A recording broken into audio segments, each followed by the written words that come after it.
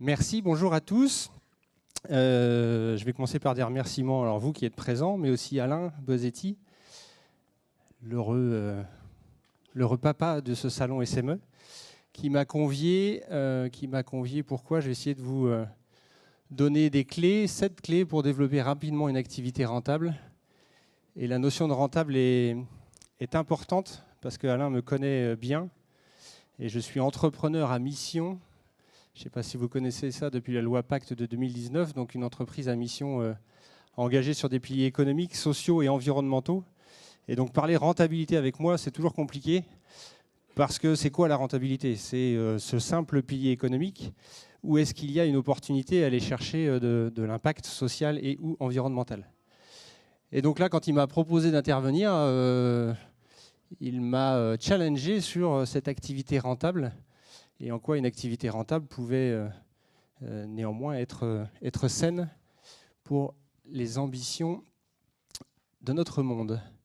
Je me présente tout d'abord, Teddy, moi j'ai 42 ans, marié, 2 enfants, originaire de Vendée, juste en dessous de Nantes, où j'ai eu l'opportunité de démarrer dans l'industrie, avec un BEP en maintenance industrielle, un bac en maintenance industrielle, donc quelque chose de très pragmatique, très très opérationnel, pour poursuivre finalement avec... il ne faut pas que je regarde la porte à chaque fois qu'elle s'ouvre, sinon je suis foutu. Pour poursuivre avec une école d'ingé, arts et métiers, et pour finalement me passionner pour l'humain.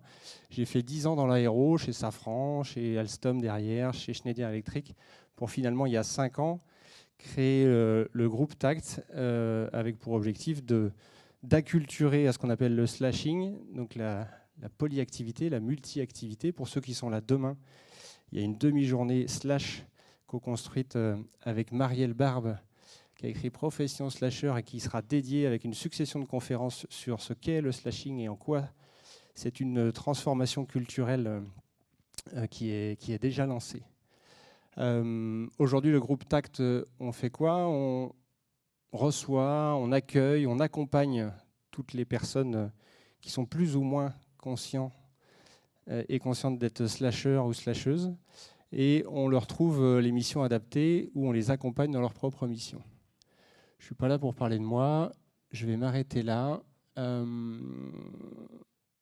et on va démarrer avec ce que j'ai structuré comme étant les 7 clés pour développer rapidement une activité rentable. Quelle légitimité j'ai? Depuis 5 ans, le statut d'entreprise à mission m'engage socialement pour accompagner des indépendants dans la création de leur activité. Mon business model, c'est quand j'ai trouvé une mission, je peux être apporteur d'affaires.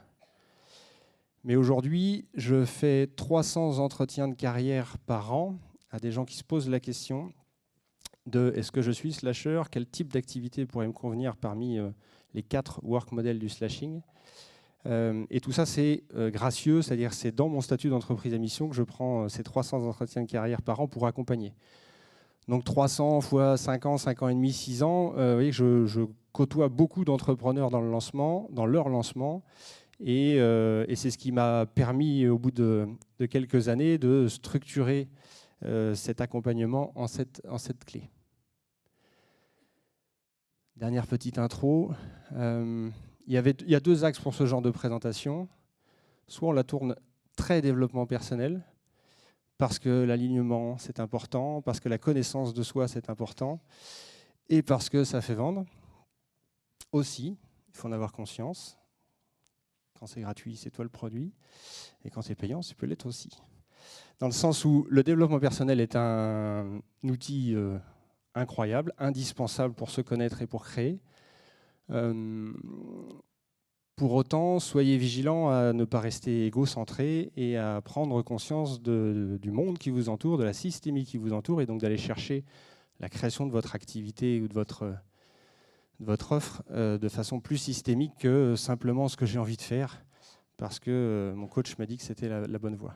Je ne fustige pas les coachs, et ça sera une des 7 clés. C'est juste pour vous donner l'axe. Il y avait l'axe développement personnel, je l'ai très peu pris. Il y a peut-être 1 ou 2 de ces 7 clés qui sont quand même dans cette partie-là. Le reste est très pragmatique et du coup peut de façon très opérationnelle, vous faire décrocher. Ça, c'est ma caractéristique, c'est mon avantage ou mon inconvénient. C'est-à-dire qu'on va parler de choses relativement précises, donc s'il y a la moindre question, on a dit qu'on arrêtait 10-15 minutes avant la fin, et puis vous reprenez, même si la question date du démarrage, vous me challengez sur vos questions. OK ? Merci pour ça. Allez. Moi, je casse le mythe d'essayer de vous les donner une par une, mais on va les revoir une par une derrière. Focus, stop à la créativité, vision, work model, MDT, Ikigai et coach. Je démarre avec le focus. Petite référence pour ceux qui la connaissent. Dans le monde militaire, les formations sur la motivation, la gestion du stress en cas de conflit, c'est une méthode qui s'appelle TOP. Et ça pourrait synthétiser un petit peu cette notion de focus. Comment est-ce que, avec les particularités d'un entrepreneur, c'est-à-dire son esprit de synthèse, un apprentissage rapide, l'adaptabilité, la capacité de recul, de l'empathie, comment est-ce qu'on arrive à ne pas se laisser embarquer par la moindre rencontre supplémentaire qu'on a fait? Comment est-ce qu'on arrive à rester focus sur, et là on parle de création d'activité, sur un pilier qui est le pilier argent? Ça fait mal à dire pour un entrepreneur à mission. Parce que sans le pilier argent, il n'y a pas de mission. Aujourd'hui, quand on parle de diversité, d'épanouissement dans une carrière professionnelle, et c'est repris notamment par le slashing, on parle souvent de 3 piliers. Le pilier argent, le pilier sens et le pilier diversité. Cette première clé-là que je vois chez beaucoup, parce qu'on sort de salariat, parce qu'on sort d'une expérience plus ou moins douloureuse, plus ou moins heureuse, c'est qu'on a envie de se réaligner. On a une quête de sens, une volonté de diversité qui est très très forte, qui potentiellement nous met un petit brouillard, une petite brume sur il faut gagner sa vie et rapidement. Une fois que vous gagnez votre vie rapidement, vous aurez, on le verra, l'opportunité de créer votre activité, de l'implémenter, d'avoir ce qu'on appelle un business renaissance, c'est-à-dire un business qui suit vos envies et qui se complémente d'autres activités. Mais la première clé pour moi sur ces 5 ans d'accompagnement, c'est n'oubliez pas, prioriser le pilier argent. Comment est-ce que je gagne rapidement ma vie? Autant qu'avant, ce n'est pas ce que je dis. Que je gagne ma vie de façon raisonnée, c'est-à-dire il faut avoir aussi cette capacité, et là c'est là où le coaching et le développement personnel peuvent faire sens, de comprendre ses propres biais et sa propre relation à l'argent. En tout cas, une fois qu'on a défini ce dont on avait besoin pour vivre, il faut aller chercher ce pilier-là, parce que sans ce pilier-là, vous allez galérer pendant 2 ans, vous allez profiter des aides de l'État, et tant mieux. Elles sont là pour ça, mais le problème, c'est que vous pouvez vite faire marche arrière et vous retrouver à une grosse perte de sens et de diversité quand vous allez retourner dans un salariat plus ou moins sain et bienveillant. Donc le focus, on rencontre beaucoup de gens lorsqu'on est entrepreneur, et il faut être en capacité de revenir sur ce qui nous fait manger, tout simplement. Cette slide-là, c'était le stop à la créativité. Ça aussi, c'est super dur à faire parce qu'on se nourrit des autres, on se nourrit de nos lectures diverses et variées, on se nourrit d'un salon comme le salon SAV aujourd'hui. Et donc la créativité de j'ai telle idée, de conseils, d'accompagnement, des entreprises, des particuliers, on fulmine, on bouille de créativité et c'est le propre de l'être humain. Eh bien, ce que je dis, c'est qu'il faut faire taire cette créativité au démarrage. C'est très frustrant, ce n'est pas du tout développement personnel ce que je dis là, mais ça a le mérite d'être ancré, opérationnel et véridique. Comment est-ce qu'on fait taire ça, notamment, pour aller vite? C'est qu'il ne faut pas confondre le fait d'être indépendant avec le fait d'être entrepreneur. Si vous voulez aller vite, vous ne pouvez pas être entrepreneur. Oui, il y a des startups, oui, on peut être entrepreneur rapidement. Non, ce que je veux dire, c'est que si vous voulez avoir une activité rentable rapidement, entrepreneur, il faut créer un business plan, il faut créer une offre, il faut créer un accompagnement associé à sa cible, la définir, le communiquer, le marketer. Ça prend du temps de toute façon. Alors que être indépendant, en tout cas ce que j'en entends, c'est-à-dire, je m'explique, faire le point de sa carrière, de son CV, de ses compétences, de ses appétences, ça c'est le passé, vous êtes en capacité de le faire très rapidement. Souvent, pas avec un seul CV. Si vous plongez dans l'entrepreneuriat, c'est souvent que vous avez eu des expériences plus ou moins riches, plus ou moins diversifiées, donc il peut même y avoir plusieurs CV. Mais le gros objectif de cette slide-là, c'est de dire, partez pas trop vite dans la créa, pensez que le focus, c'est le pilier argent. Qu'est-ce que votre CV vaut sur le marché? Qu'est-ce que votre CV, vos compétences que vous avez pu réaliser, les projets que vous avez pu mener, les équipes que vous avez pu manager, a comme valeur qui peut vous amener, pas un nouveau salariat, puisqu'on repousse le projet entrepreneurial, mais peut vous amener une corde de votre futur projet entrepreneurial qui est un temps partiel, par exemple, un fil rouge qui vous permet d'avoir une part de revenus, stabiliser votre pilier argent et après prendre le temps, prendre l'énergie nécessaire à la création de votre entreprise. Et donc ça, c'est vraiment un écueil, c'est tout feu, tout flamme. On a tendance à partir dans beaucoup de créa, et il en faudra, mais attention au démarrage à vous dire à partir sur vos acquis, sur vos bases, et en l'occurrence sur ce qui ne fait pas envie au quotidien, c'est ce qu'on appelle le CV encore sur le marché du travail. Je dis ce qui ne fait pas envie parce que connaître une personne par l'intermédiaire de son CV, c'est particulièrement délétère, et pour autant, c'est comme ça que ça fonctionne aujourd'hui. Troisième morceau, troisième conseil. Donc là, je vous ai dit pour être créatif, et puis là, je vous dis d'être créatif, forcément, parce qu'une fois que vous avez votre pilier argent, et il faut bien passer à la partie entrepreneuriat, c'est ce que j'appelle la projection imagée.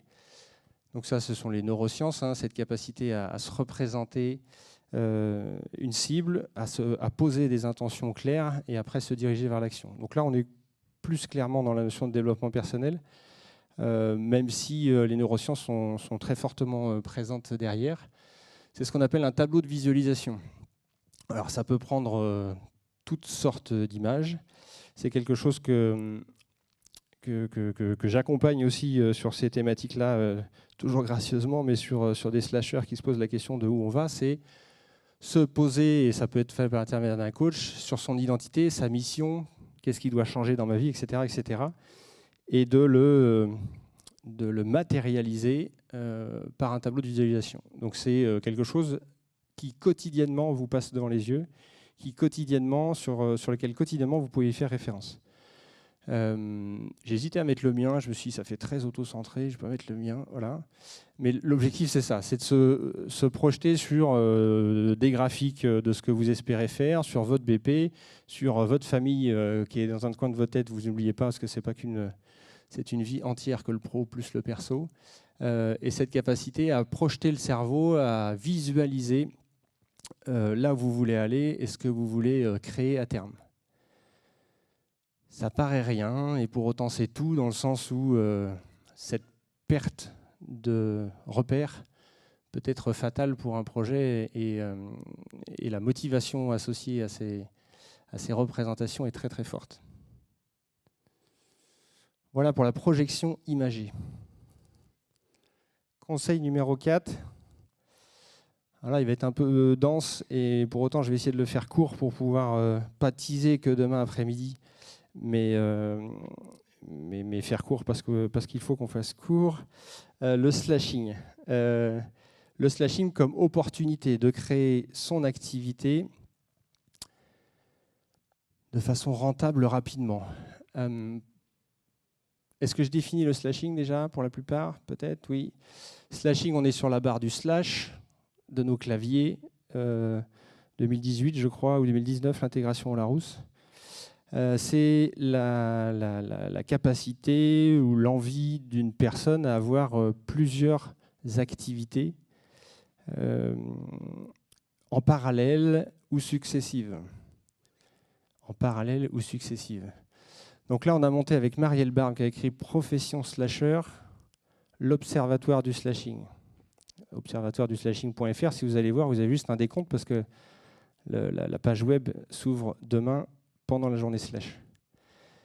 C'est quoi le slashing? C'est cette capacité à mieux appréhender la vie professionnelle comme étant multi, comme n'étant pas un CV justement, mais plutôt 5, 10 CV en parallèle. Et en quoi c'est pertinent? Parce que dans ce slashing, si je fais très court, on a des work models, on appelle ça, 4 façons de slasher. Et dans ces work models, on va venir, en fonction des 4 work models, répartir les 3 piliers qu'on a vus tout à l'heure, le pilier argent, le pilier sens et le pilier diversité, de façon différente. L'un des piliers, l'un des work models qu'on a, par exemple, c'est ce qu'on appelle the Einstein Approach. Donc ça fait référence à Albert Einstein. C'est quoi? Ça fait référence en fait aux 10 premières années de sa carrière. Einstein avait pris un travail de salarié. Il était gestionnaire de brevets. Et donc, il avait son pilier argent, parce que les enfants sont arrivés à peu près à la même époque. Il avait son pilier argent qui était presque un temps partiel, horaire de bureau, 8h, 16h. Et tout ce qu'il a fait, toute la théorie de la relativité générale qu'il a fait sur les 10 premières années, c'est là où il était le plus prolifique, c'est parce qu'il avait ce pilier argent qui était au chaud, sur une activité qui était relativement alimentaire, qu'il a pu mener des projets parallèles, des side projects, des projets parallèles pour aller créer tout ce qu'il a pu créer par ailleurs. Donc, en quoi ça fait référence c'est un des exemples des 4 work models, mais en quoi ça peut faire référence, c'est cette capacité à se satisfaire d'un boulot alimentaire. C'est triste, hein, c'est pas très développement personnel ce que je raconte. Se satisfaire d'un temps partiel, plus ou moins porteur de diversité et de sens pour les 2 autres piliers, pour stabiliser une situation et être en capacité de prendre le temps, de prendre l'énergie associée à l'entrepreneuriat. Cette culture du travail-là, d'être en multi-activité, permet, lorsque l'on hybride les 4 work models, je vous en ai présenté qu'un, quand on hybride les 4, de ne pas avoir tous ses œufs dans le même panier, de ne pas avoir toutes ses compétences dans le même panier, de ne pas avoir tout son salaire dans le même panier, et bien de faire varier en fonction des opportunités et de ses souhaits la rentabilité de son activité. Voilà pour ce qui est de l'observatoire du slashing. Je vous renvoie, je crois que ça démarre à 14h30 demain après-midi, dans cette même salle ou celle d'à côté, sur l'événement slash. Je vais refaire un focus encore un peu plus précis avec un outil que peut-être probablement d'entre vous connaissent et qui peut faire peur, qui est le management de transition. Le management de transition, ça correspond à un des 4 work models du slashing qu'on appelle the Phoenix Approach.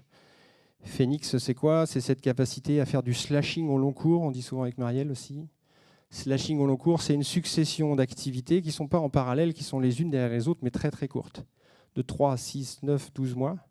On change de boîte, on change de secteur d'activité, ou on change simplement de géographie. Hop, on recommence. 3, 6, 9, 12 mois, on change, on recommence. En quoi c'est une clé? En quoi c'est une clé? Le slashing est arrivé il y a 10-15 ans en France par l'industrie, d'une part. J'ai eu cette chance-là de le côtoyer par l'industrie. Et puis par le nord-est de l'Europe. Aujourd'hui, en France, on est à 10-15% du potentiel de PIB par rapport à l'Allemagne. C'est-à-dire que le management de transition en France en est assez balbutiement. Quand je vous dis ça, je vous tire une balle dans le pied parce que je me fais aussi du management de transition, mais je vous le donne à tous. Et en quoi? Oui, mais moi, manager de transition, je ne m'en sens pas capable. Je n'ai pas forcément le CV, je n'ai pas forcément l'expérience. Et c'est l'objectif de cette slide-là, c'est vous dire, bah si, en fait. Pourquoi? Parce qu'on entend tous, pour ceux qui connaissent un peu le management de transition, on retient les 2 derniers. Redressement de performance d'une entreprise, rentabilité financière, retournement de business model quand on est sur le point de passer l'arme à gauche en liquidation et fusion-acquisition. Allez, mettre les 14 points. 9 plus 5, c'est ce qu'on comprend, c'est ce qu'on biaise quand on parle de management de transition et dire ben moi, je n'ai pas un CV pour faire du redressement-retournement. Je n'ai pas un CV pour faire de la fusion-acquisition. Et c'est là où, quand on regarde les chiffres, vous l'avez compris, vous avez été salarié il y a plus ou moins longtemps sur une fiche de poste donnée, sur une fiche de projet donnée. Eh bien, 45% du management de transition, aujourd'hui en France, c'est du remplacement. c'est la capacité par un indépendant à remplacer quelqu'un qui est en entreprise de façon rapide et efficace. On ne dit pas qu'il doit être directeur général. C'est la capacité à gérer un projet à 28%. Externaliser pour une entreprise, externaliser une compétence de gestion de projet, c'est juste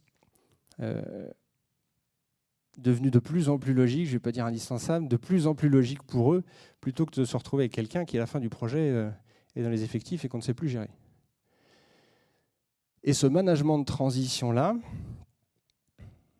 même en Allemagne, où il est très très ancien, où il est le plus ancien, je dirais, et en France, c'est à peu près ce qu'on appelle les EMT, les entreprises de management de transition, c'est une de mes offres. Le marché est à peu près à 40% de marge. La capacité à trouver une mission, à la mettre à un talent chez un client, entre les deux, il y a 40% de marge. Moi, je suis à 20, parce que 40, je trouve qu'on oublie celui qui travaille au quotidien. Tout ça pour vous dire qu'il y a de la place. Il y a de la place pour aller morceler ce marché dans vos réseaux respectifs et aller faire du management de transition, parce que les premières missions, elles se trouvent comment? Elles se trouvent par... c'est comme les premiers billets d'argent d'une start-up, c'est de la love money. Là, c'est pareil, c'est de la love mission. C'est entre guillemets les premières missions que vous allez trouver de remplacement d'une compétence qui est partie ou qu'on n'arrive pas à recruter, en renfort d'une équipe qui a des difficultés, en gestion de projet. La première mission que vous allez trouver, c'est dans vos réseaux. Vous êtes passé par 1, 2, 3, 5 boîtes, vous avez croisé 100, 200, 500, 1000 personnes. Eh bien, faites part du fait que vous êtes en capacité de tenir au moins un des trois panel du management de transition et ça vous fait changer de posture. Des gens qui sont en recherche de salariat pur, que j'accompagne.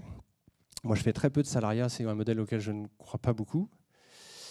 Mais ceux qui veulent vraiment être recrutés, je leur explique qu'il faut néanmoins en passer par un CV qui est orienté management de transition, parce qu'ils gagnent 10 à 20% de brut annuel, ne serait-ce qu'en disant « oui, je cherche du management de transition ». Parce qu'il reste actif, il rentre dans des réseaux, il se forme à la conduite du changement associé à des missions de management de transition. Et aujourd'hui, c'est un marché qui vous est tous accessible en tant qu'indépendant. Le marché aujourd'hui en France, c'est 60% qui est fait par les EMT de mémoire, allez, on va dire 50-50. 50 par les EMT, par les entreprises de management de transition, le reste par les indépendants eux-mêmes. Et donc ça vous est accessible à tous. Et avec le niveau de marge que dont je vous ai parlé, griller entre guillemets sur le fil du rasoir une EMT qui va prendre 30 à 40% de marge, même si vous margez bien, vous passez devant une EMT assez facilement. Avec la difficulté que vous êtes tout seul, que si ça chahute un peu fort, vous êtes tout seul. Donc je ne dis pas que c'est simple, mais c'est une vraie clé d'aller chercher cette posture-là, ce marché-là, pour avoir de l'argent rapidement. Idéalement, en plus, si vous arrivez à trouver une mission de transition à temps partiel, ça vous permet également de préparer la suite. Ok, notez bien les questions si vous en avez pour tout à l'heure. La 6e clé, alors c'est très redite, il y a plein de façons de le dire, c'est la notion d'ikigai, c'est-à-dire à quoi vous servez, à quoi votre offre de conseil sert demain, dans un monde qui, à droite, alors je ne sais pas si vous connaissez tout ça, c'est un extrait du rapport Meadows, les limites à la croissance. Cette capacité à dire, oui, jusqu'en début d'ère d'industrialisation, on va parler de 1900, on est arrivé sur des niveaux de croissance et une stabilité dans les investissements, dans la capacité à être salarié d'eux, qui amènent des comportements stables. Et globalement, on arrive à un pic entre 2010 et 2030. Je ne vous ferai pas l'outrecuidance de le planifier, mais on arrive à un pic, et les limites planétaires sont là pour nous le rappeler, qui va nous amener vers un monde globalement fluctuant. Je vous envoie auprès du livre d'Olivier Amand qui s'appelle « La robustesse », sur cette capacité à gérer ce qui va nous arriver. Et là où vous avez une force importante, ce que vous aimez, il n'y a que vous qui pouvez le savoir, ce à quoi vous êtes doué également. Ce pourquoi vous pouvez être payé, c'est votre CV, on en a parlé tout à l'heure. Ce dont le monde a besoin, là je prends des paris, mais ce dont le monde a besoin, ce n'est pas de l'intelligence artificielle qui va bouffer une quantité d'énergie qu'on n'aura plus demain, c'est d'humain, tout simplement. C'est de vous en tant que capacité à prendre une décision dans un monde qui se dit VUCA, volatile, incertain, complexe, ambigu, ou banni, pour ceux qui connaissent le banni, fragile. Je ne l'ai plus là. Fragile, je ne l'ai plus. Ambigu, le N, ça doit être non linéaire et incompréhensible. Bref, l'ikigai, c'est ce dont vous voulez mettre votre énergie, votre passion, ce vers quoi vous voulez la mettre, c'est un vrai levier parce qu'avec toutes les fluctuations qui nous arrivent, c'est par l'humain qu'on devra passer pour y répondre. La dernière clé qui n'a rien d'original, mais qui est pour moi indispensable, vous êtes de grands sportifs, plus ou moins physiquement, plus ou moins mentalement, mais si vous ne gérez pas les deux, vous allez au burn-out. Oui, ce n'est pas réservé qu'à des salariés avec des patrons toxiques. Vous allez arriver dans des situations qui peuvent vous mettre sous un stress latent et long et en difficulté. Donc cette capacité à prendre du recul sur soi et se dire il me faut un coach mental et ou idéalement sportif, bien dans son corps, bien dans sa tête, c'est juste pour moi indispensable. Ça peut paraître très tarte à la crème, mais vous vous apprêtez à courir un marathon, voire un Ironman, et qu'il va falloir être accompagné pour qu'à chaque baisse de morale, et ceux qui n'ont pas ces baisses de morale sont simplement des menteurs ou des vendeurs de rêves, être en capacité de faire référence à son coach, de faire référence à son mentor, pour analyser ce qui se passe en soi et être en capacité de rebondir d'autant plus vite. Ça marche. Je me suis dit que j'allais faire avant d'ouvrir les questions, il nous reste 5-10 minutes, je vais vous faire la même chose qu'on a vu là, mais en partant du 7, en allant jusqu'au 1, et vous dire ce que je sais faire moi-même ou ce que je ne sais pas faire. En l'occurrence, le coaching, l'ikigai, je suis accompagné. Je ne travaille pas tous les lundis matins, c'est sport tous les lundis matins. Et j'ai ma coach par ailleurs qui m'accompagne sur ces fluctuations intérieures. Et côté ikigai, voilà, le statut d'entreprise à mission, l'engagement, la capacité à comprendre ce qui nous arrive en termes de limites planétaires, de gaz à effet de serre, d'extinction de masse, etc., de la biodiversité, tout ça, ça fait partie des enjeux que j'adresse. Je suis plutôt pas trop mal là-dessus. Le VUCA et le banni, c'était anxious, que je n'avais pas tout à l'heure, c'était le anxieux de banni. Donc cette capacité à se plonger dans un monde plus incertain, c'est l'enjeu de ce pourquoi on le fait. Et comment est-ce qu'on fait ça? On fait ça, nous, je parle de mon management de transition, mon slashing, on le fait par l'hybridation de carrière. Et on parie sur le fait qu'un slasher, quelqu'un qui a été ou qui est en multi-activité, qui a vu plusieurs secteurs d'activité, plusieurs métiers, est mieux en capacité de comprendre la systémie du monde qui nous arrive, la systémie des emmerdes qui nous arrivent dans un monde fluctuant, et donc est le plus armé pour être en capacité de transformer et d'accompagner les entreprises qui sont les nôtres. Côté projection ou visualisation, je ne vous ai pas fait voir mon petit tableau, je vous ai juste fait voir à quoi ressemblait aujourd'hui notre projection d'Orga. On a au milieu une plateforme Connect qui accueille tous les profils de slasher en tant qu'entreprise à mission. On a nos 3 activités qui sont à gauche, dans lesquelles en fait, on a nos 4 work models du slashing. On a un work model qui s'appelle The Hug Approach, qui est le conseil. Phoenix Approach, on a parlé de management de transition. Einstein pour la partie temps partiel. Et Connect, qui est le slash approach et qui est l'hybridation en fait de tout ça. Et tout ça, on le fait comment? Avec du portage ou du portage salarial, des clubs et un agent de slasher qui vous accompagne sur la construction de votre carrière. Et le dernier, c'est le focus. Alors, c'était pour la plaisanterie, mais comment est-ce que moi, j'arrive à rester focus? Ça, j'y arrive pas du tout. J'ai rencontré une bonne trentaine de personnes qui se savaient plus ou moins slasher ce matin.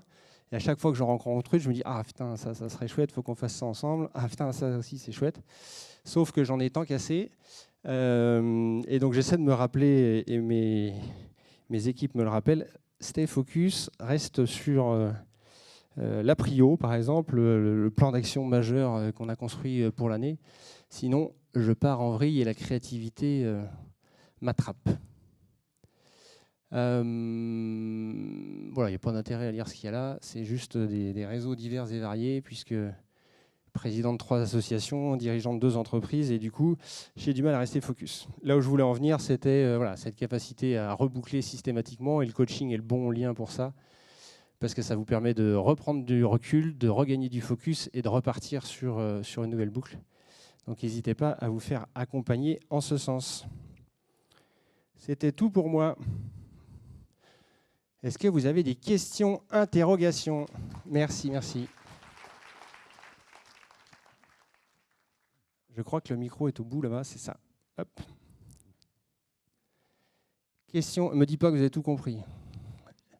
On a parlé de VUCA, de BANI, d'extinction de la biodiversité, de carbone, de management de transition, de slashing. Si vous n'avez pas de questions, c'est que... Et c'est pas possible, j'ai été clair.